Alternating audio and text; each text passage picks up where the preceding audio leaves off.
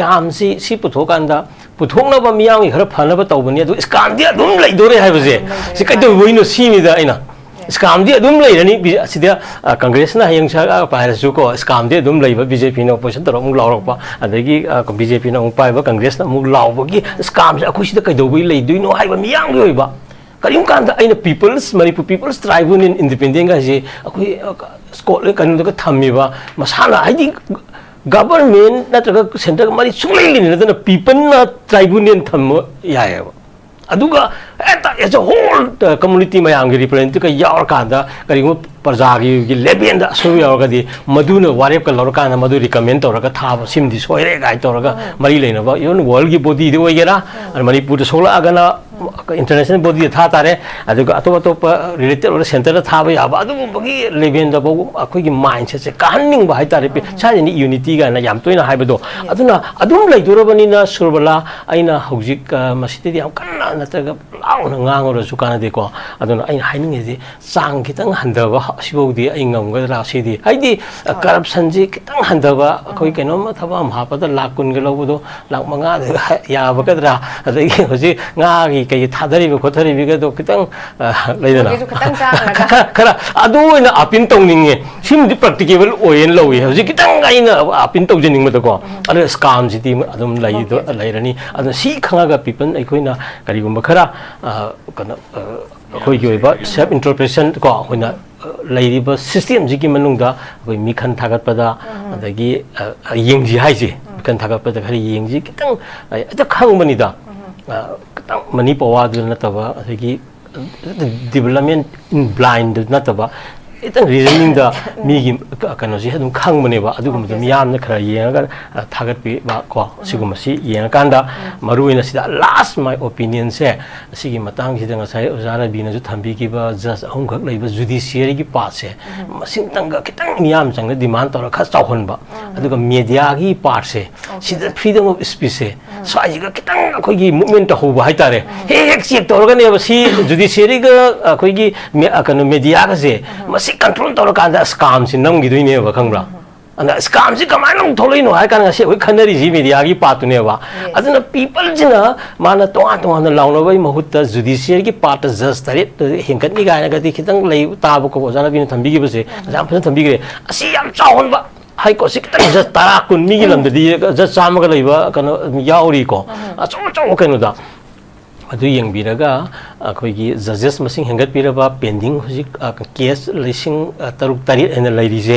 adum magi serien ngai bada akoi jo sigi matang da case am lai har ju high court oi taraga di mai serien ngai bada sahi amani adum changduini ko aduna justice delay justice denied laktuini ba maram aduna asi me ap chokhalan ba plus freedom of speech sidi yade ko haiba matam gi pa kanu sing si the bureaucracy oro matam gi government party ba kanu sing si mindset tang culture to gi sim ka tang suggestion to hongningi ko okay thank you so much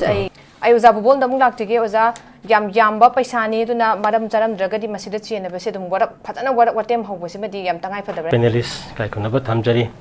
duka scams gi matang da hojik khoi gi khara pukhale manipur gi wena chu ko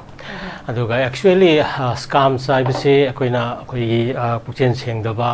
thabak tawda transparency laitaba lack of bureaucratic koi ki kano yamna kan loopholes mayama koi wat pa hai batare ko laiba ko aduga miyam da yam seng na khangan daba asuma mayam gi kano tini koina hik nainari se masimoni khunai gi ka hindrance sakot pa the hindrances koi kudong sadu mayam pi base ko subala aduna makhan makha kya gi scams ki wari se koi tagre aduna masigo mayam sing ase koina fazana me akoi men streamline to rakan ne koina development civilization na laktoi je adugini akoi panel sing thammi je adubu subala actually akoi da sum akoi miyeng da uzabadadi howsida koina scams ki history di manipur or in the india itself the maximum history of scams na hiding of the indian history je or even the history of manipur je history of scams ba hiding of ne maram di year all the year round at every kind of situation the scam like koi gi kanu nga tne ba koi na hujik thengna it's not only for this moment cause since 1949 1950s ki matam da gi koi na si bok lak matam da koi si karamba governance ki karamba politics karamba politicians karamba kanogi social kanogi mayam define to ko sigumgi makha da ko hinga ga laktabra ha question mayam thole causes of scam se ko shide ko adana masi hoi karama apungoi ba BJP gi natraga Congress ki lairiba mayam sida akoina khara hena sawbo parties ni na ko amana government pa kana amana opposition ni amana opposition ro kana amana government ni aduna khara sawu jingjina ba khunai gi wer kana khara lead role ro kana sigumba scams ki kaino sing si akoi dil tor lak pane aduga history of kaino si yengora ga di even Congress ki part of ro BJP ki part of ro scams ki wari si di adu ki mati gi yam na lei gre ha bani da adu likewise madu kana thengna da badi yadi aduga thengnari ba mayam sing si ki yam true sense da ikoi na khara yengba khara sangi ikoi da people ga politics ka kari kadai da politicians ka the government ka karai da hujik si trust deficit yam chau na ma ta ba se masi akoi khara yengjin ba sangi ko sigum root causes mayam se ko koi gi ngak ki oi ba kano da sai gi political advantage na tra kari millions law ko pa adu gi wa phun du natte ko puto di asum wora ga di summe hujik akoi na sigi ji the scam ma haidu ji ta siangna kan allegation gi status ta akoi lairibra ko allegation gi status ta lairibra pochu puthu e then athu matam da madu proof puthor ka do puthoroi doribra akoi gi demand di kari gumba ma samaina lairaga di allegation ji lairaga di magi proper forum amana ko amna powerful forum amana masi bhajana investigate tawba akoi gi kan yingjan bio haibuduni masi di adum akoi support tawi ko tawbadi kan scam saiba sida yam thuna response ama changi allegation la agadi response to kuithana pitharaktragadi madu scams ka wala kadori bani and then ta investigation gi part changal aga then scams se truly defined or kadori bani ko aduna si mayam sing si yengaga masida mari lena ba maran sirei ba ko even BJP government hara mo hara yam thuna madu ai masi response to ningi ko and then aduga aina maruina thamningi se akoi sidida akoi gi sa ina mangda panjeki bedo aya matam da akoi se thaplo khuding makta paisa bu kitang charoga di scams ka mari lena ba ngata ko when hek to bse masi akoi da yamna akana thengnari adana ko yam toina thokra ba thaba ngata ni maramaduna aikoina sengna akoi hujik leiba political system si kaino all the time akoi si trust deficit na matai the center na akoi da yeng miyeng kagi mayam si kamaina yengi then akoi gi resource kamaina manage story the center na thadhagra ba matung da akoi da phajana mai main power and then magi port mayam du akoi gi thambi bagi mahutta akoi na thadhagi paisa mayam je lokhatna adum kanto pipeline da amuk sakhiba ngatani only labor gi charges kumba ga dan akoi tara le hodui mayam je sigum mayam ga si akoi khara kana akoi gi yengba akoi changi ko aduna haibadi sigumba scam si lairiba system jina asai government again the state ki federal structure ga tawrak hola kanda akoi gi economy akoi gi resources mayam se masi phajana kana manage tawrakanda akoi gi oiba sincerity bureaucratic efficiency ko scam se bureaucratic inefficiency and political and dishonesty samai tawdana governments ki maraga kana lack of transparency sigumba mayam si the reasons the causes of akoi gi appearing out akoi scams ne ko aduna si mayam si yang kanda akoi sigi pose adum leiri si kari hino sini irrespective of any political party ko akoi adum sigi scam ba pose ga akoi yoi ba lenga pose ka lenga lon si ga 1949 ninga sibok chathar ko de scam je adum associate tawri kari no hai sini sida akoi isana isaburi examine tawjabi matang amasu akoi oibra sine ba akoi gi oi pochida politics ji kaino politician ji na kaino ko aduga government sina kaino somai sigi marak sida akoi sum yam sakang thengna jaba matam da colonial loilam gain haiba akoi gi ko sigum bagi character neo colonialism loir kanda amuksu adugi wakhalon du puthara kanda adugi nature dum lenga ko chathaba haiba tari ko akoi gi 47 da loigram ni ko india gi colonialism part se aduga india da british gi mayam du loi ni raga ko ra amu madugi samna apswa da hairo amada hairo samana ko loi mo pusala kanda chathar ko colonial characters mayam du tongana akoi da akoi gi sincerity wal pa akoi honesty wal pa adu masana colonial character ke scam ga ji akoi na nainaba matam da always colonial administration colonial political nature leiba jaga sing da always scams thokane ba तो सी ma'am से अखोई इसान इसाबु self introspection तौजबजु चंगेबा मसी मपान नत्रगा कनो आता ताइनबजु यादेबा अंदी अखोइजु यान mature ओइबा कनो Manipur state नि Amaran picture अबसु तोंगान सही लिसिंग मरी मंगा की कनो लेजबा पोनी इबनी इंडिया ना 1940 अखोई 49 50 कॉन्स्टिट्यूशन लेचंगै मांगदा अखोई अदुम मयाम अम लेरपगी वारी अखोई की मयाम दु पन्नरी दना सी मयाम सिदा बेसिक ओइरकांदा अखोई सेल्फ इंट्रोस्पेक्शन अंतंग तौजरकांदा हारिबा स्कैम्स की कैरेक्टर सिदगी अखोई कमाने नानथोकदगी irrespective of political parties and irrespective of any government the scam is compulsory ko मसी हजिक मरी मरी पल्लुरगा कानरो कांग्रेस मतम तौरमी बीजेपी मतम तौर अइना पुजनिंगी दी स्कैम तौरिसे मसीगी कइनोसिदा अखोइगी लेंगापगी मवोंग की पॉलिटिशियन की कैरेक्टर अदगी मोड ऑफ एडमिनिस्ट्रेशन ब्यूरोक्रेटिक कनो मागी ओइबा कनो मयाम से इनएफिशिएंसी और कनो सिंसियरिटी सिदा याम क्वेश्चन लई हाइबनिदा सि मयाम सि ओवरऑल सिजु यंगनिंगी हाइबनि को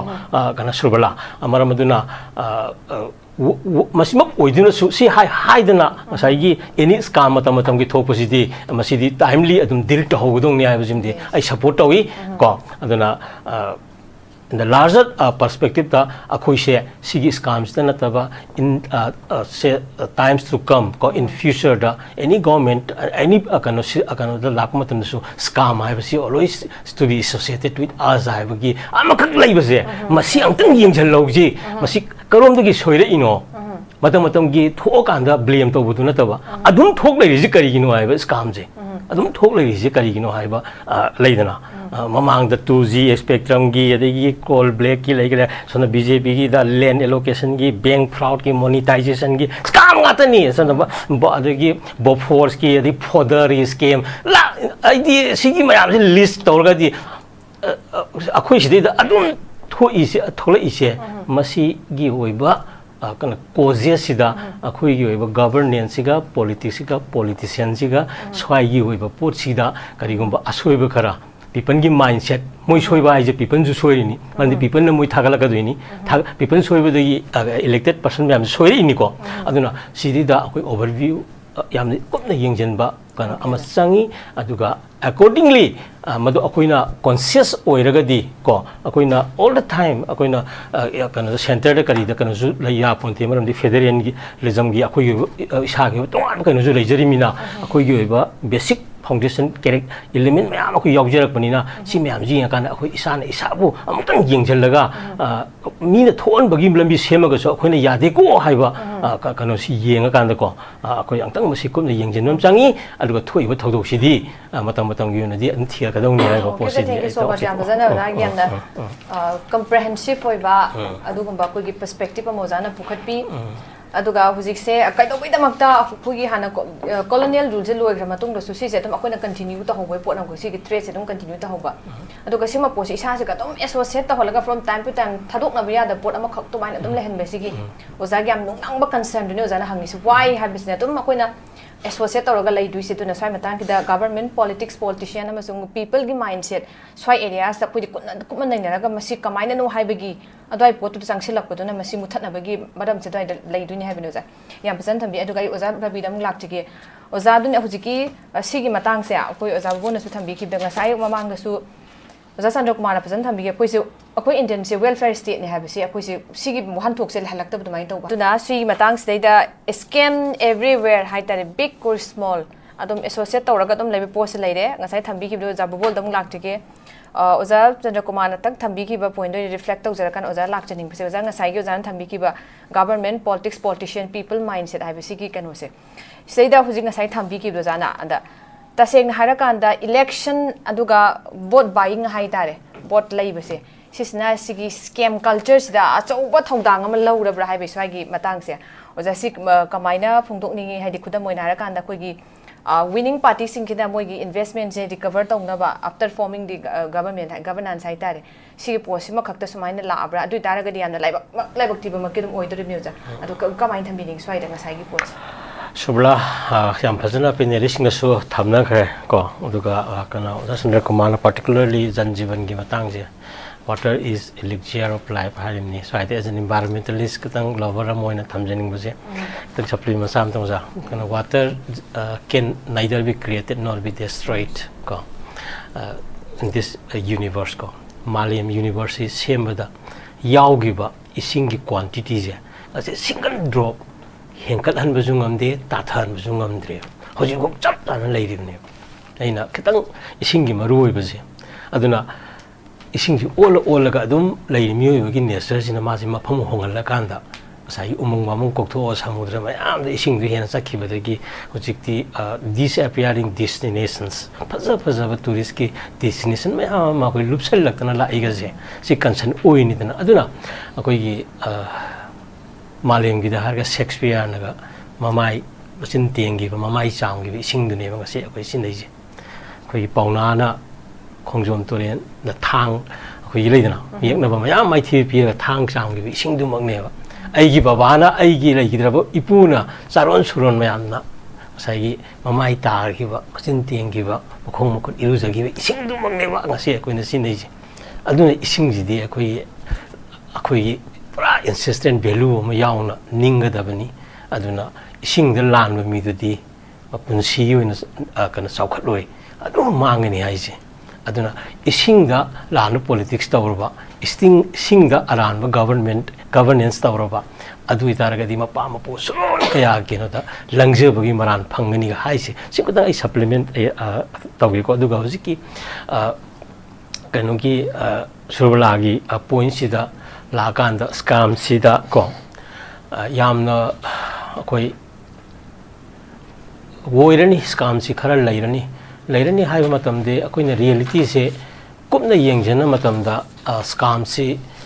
adum leigado bugi masak se karigino haiba matamda government da sembi matamgi budget aduga center na masi implement tawu matamda thadagi ba matamda pot si amuk kamaina lokhat kadagi hairaga thadabra matamgi ate party ki nataba any political party ki nataba haidi karigumba scheme ma pangthokpa taragadi haribe scheme du ki hek pangthok dai mamang da monitoring akanba monitoring team mama associate tahon ga dong leba aina pamjabase any akano akhoi kanoma scheme mama tawre ha kan scheme gi budget nung se taroga hauram dai ji da sikana kana yengjangani hayo monitoring team akanba irrespective of political party maybe from CSO maybe from the government maybe from other political parties guys sigum ga system ga sikara hauga particularly kanu haribe scheme dugi monitoring sen ama pajana identify tawraga madugi oiba daita loba team mama se thamning do mande 1950 ringa si bau torak tri pot na maneba maramdi thadagra pipeline da koi singthok no bagi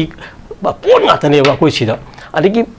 akoi sida thadara ko matamda industry ki kari ma akoi sida set oi jo ba ya pot mayam se yaring ga sigum se akoi u de ba ko aduna akoi da swaidani akoina isana karigum khar conscious oiba ma sange lairiba india gi kanaga political system adagi magi wariba administrative the bureaucratic nature adagi samna haraba hojik politician amada people na kari trust kari legi haiba open secret asmadi phamani haiba jintang haiba politician amtang akhoi sidida leiba ngambra haibani da loimakini ko party ki na kari no haiba matamda ngasai gi miyam ji yam da waba degi ka ngasai gi politics ki da ngasai politician gi manak ta leiri jingje awaba ana yek tara kan kari gum kar tara kha yamna le miyam ji wabe helak padagi kari gum kara kutak ke mating phangdra ga haiba gi nakpo oina kari some opportunity hingbi kari ga mari leina ba poto katanda politician sing nakna bo oina sa follower oina leibum to sengna SI gi leadership nadi akhoi sigi leadership nadi sorry na manipur gi issue kalakani natraga akhoi gi kana torkani haiba no politician hoi tholopung ngambra sini da si seng haiba matamda adum masi akhoi waye ba hoji akhoi phangba ko maram si yeng kanda akhoi da sum isagi goi ba kari kum khara government na tawba soira abadi natraga kari gum bureaucratic na tawba soira adi miyam sina masana ba decision ama loba ya bagi lambi su khara yenga dawni gaina aigi si mari sum aigi perspective se kitang adum india gi oiba system ji gi marakta koina tawba ya ba duga india gi kano siso adum challenge tawbu yaba as a whole India ai kano siso khoi khar challenge tawbu ya khoi ki kano adugi concept ju khoi da sum aina learning ubuduni da khara phongdok ning ba ko maramdi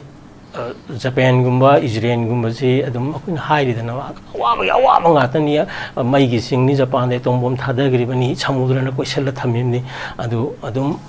work khraga junga si akoi hingi hari hingi dana Maliam the number 1 when adum ko Middle East Israel do China Jew mayam naji na chakhai mayam na marubhumi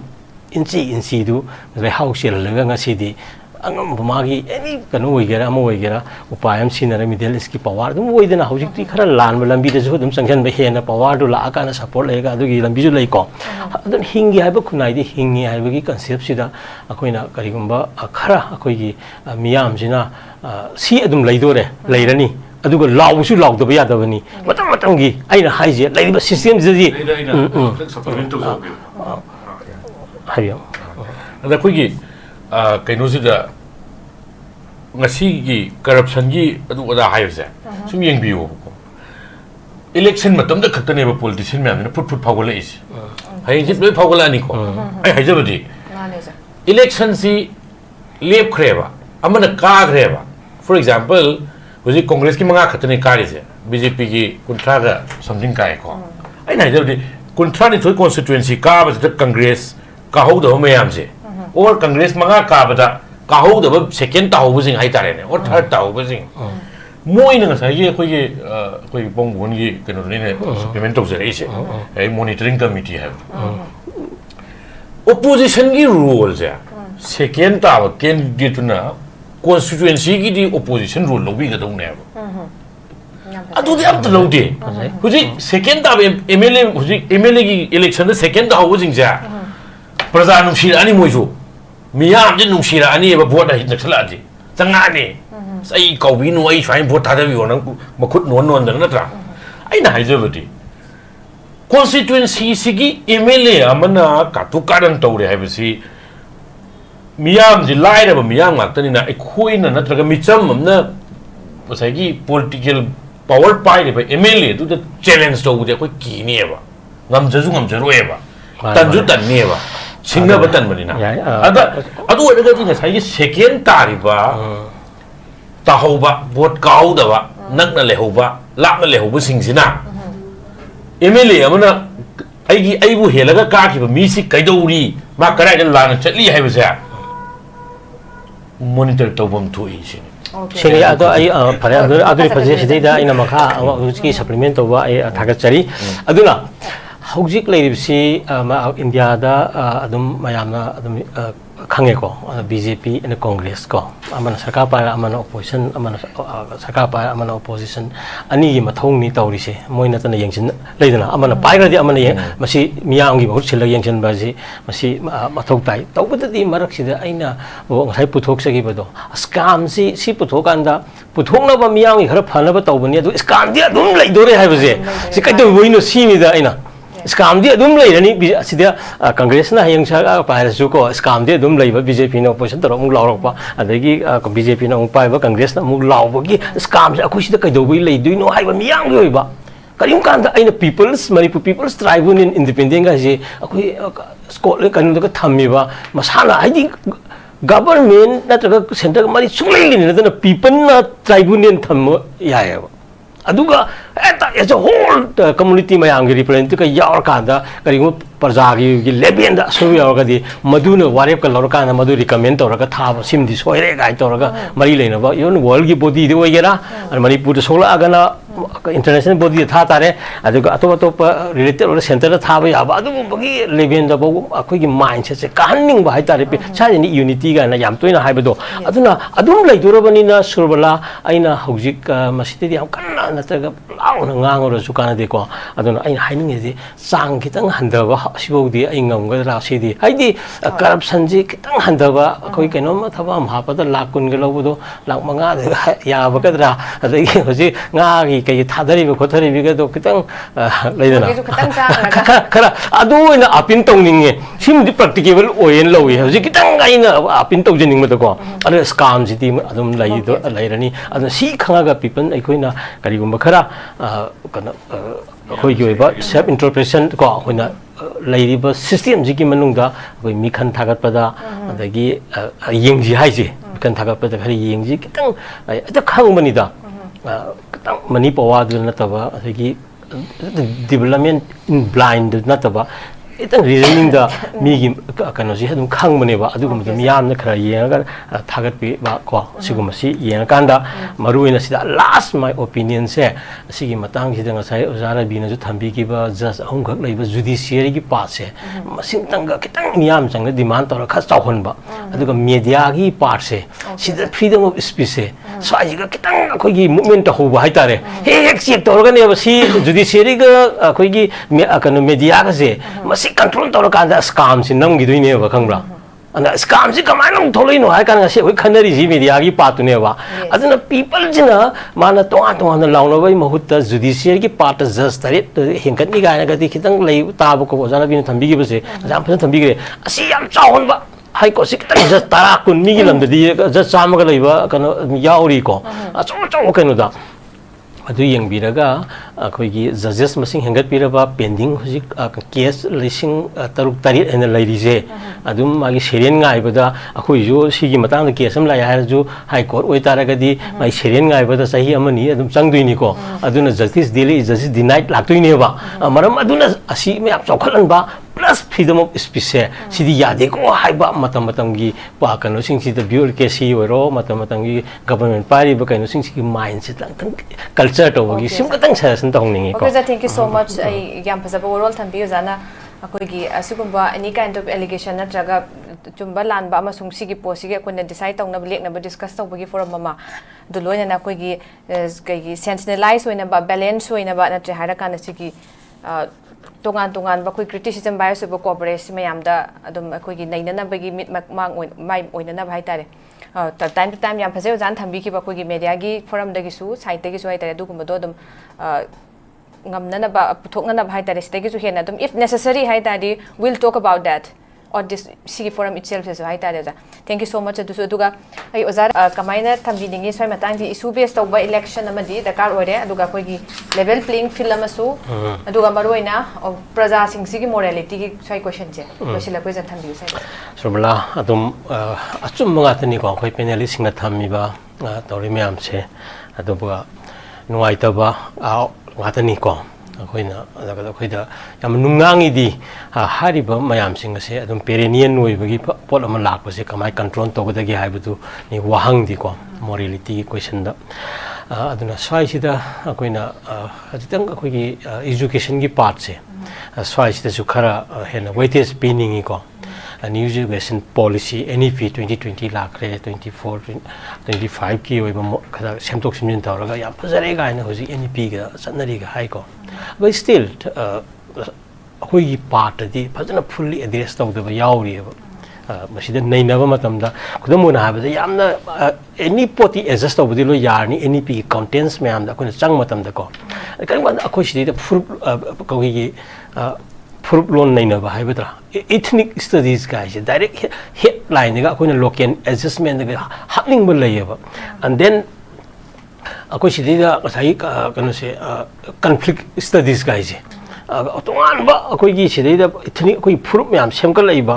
sigi mayam sigi we por ka ji education ji da akoi gi some 30% akoi gi local kanu hak ba dori khok dori local language gi myam develop to wi pa yauri dana swai ji phasana sensitize tawraga then fruit myam gi mari ga je akoi gi fruit kun mari ku ma ga lai ba gi sep खाइना भी याद रहा मरी की कनो का कि historical part की values in करी जिंग लेना मसीगी कर युम्भम मोय बस लाइक चाइना ना का सखो क्रिजिमा की एजुकेशन सिस्टम कनो दना माना नो वन लिव बिहाइंड कनाम त चिथौ द्रे को लारिक स्तंभ सिदा गा ना हाइबगी कॉन्सेप्ट सिदा अदुगा moida ek lay matamda any pot se moi local product sai consume only what you can produce the be kanoma leibase kan lamdam da pothok hana sijinna ba atuda menkat ngam da tangai padu khuma pandi lo ba haiba mindset sigi production gi part sai daga bs tawbagi wakhalon sigum bagase kitang akoi stida to ba hai tare even india da kerala gi da kerala na 100% literacy phangi lauk kanda housemate amana kamala kano ai maming do ko man mayum da madi like tam hodraba ke state na di lauk thokraba adun magi wakhanda kaino ai di like ti tam hodre adu ai state 100% literacy lauk thokre adu ai ma yaroga di asen gadi oidre ana masana conscious weraga mana migi mayum da phiju phijam tawraga na school chatlaga aham sari tamaga ma kano class 10 thagi bagi gwari do sai consciousness da kano masai ai ni larik ha tamdraga di kerala state na 100% literacy phange na lauthu ije lali da koi masana khan bangamba ai gi daitam lai ko aduna ai leiraga di madu manung da mapan da lauthu ko manung da aseng bo ide hairga mana lp school sabi wari du mayang wari nari dana sigum bagi kano se pohan bayaba akoi gi kano sida khara thamba changi ko khoi ki hojiki kanu sida sigi basic mayam ji yenga kanda even ethical oi posi lak tu ne ba sai gi kanu haji sai gi even mai leba profession mayam je kanu je education gi pasida koi ni hingi ba self in the society ne ba isaji ga hingbu lu ne society ma many social enemy na armina adna doctor dana masagi oi ba then doctor for a society every subject har physics for magi shape in a society chemistry for shape in a society then biology for shape in a society ki concept si amaka akoi gi lahan base sigum base si hojik leiriba system wariba bharat ki muni akano sing ta akoina masi yengin bida ba man ba ma koina experience to werak paduna ne ba akoi ngasi akoina education ji pukhat pangam ji ali ta ra ko kitang conscious wera kanda masai gi high ribo zara binaga taw griba mayam sigi pot sida akoi ji kitang sengna bagi lambi je mahai masing tamma matam da value ji khara angang no bida le social education le pung pham bagi wari adagi even lamyan bi irabot nei narinda adu brahma sabagi matam de even zara bi adu bai dei pangan ko irabo ki matam da saksa minaram mena matam ji keno naga case tawri mi kaino nati adu bagi me daliti do adu irabo tuna fight tawraga akoi chap mana pot ni aduna akoi di adu laiti haraga mana ngamgi bagi leadership ki part to adu gi integrity du label leader singi keno si yengdong ne ba aduna people and the kano se elected politicians ko kana leader ga people ga se ani mo phabudi changi adu particular leader haibasi ma has more responsibility ko maram de ma lead ni dana captain ni dana jahaz thauri bani dana aduna hi people ga kana siga politicians ka ani yengna matam da yenbi ge yerum gi khana hanbagi khana badu nataba kana leader politician has more responsibility ko to lead the society ko asi akoina conscious oi pirakanda masika kitang aduna loin phabiu habada kitang phaba hominara je haina haijeri je mamdi overnight change ji pithibidi yab nate ba na kaji reduce tor kanda sigi mindset se maramdi manipur loop da loimok yawgini amma khak loop da di manipur le hobusu yai ko sigi kan se aina haiba nate mayam loima common truth ni si yenga kanda hoji hiram khuding mukta ko ji social on all fronts ta ikoi gi future bright laite siba summa bani ko masidi da akoina isana isai conscious oiba amkak tor kanda kamaina koi kalogda ge haiba gi khanba gi kanu se si karo khasangi maramaduna education jida khare na focus se aroi ba so pg aduga corruption da kaje hanagi sang tongri ba jagi lanai yoiro lebaki yoiro yari minimize to buse at our capacities da mase khara homina ra ji sikatang apin to thank you so much yam phazaba apin thambi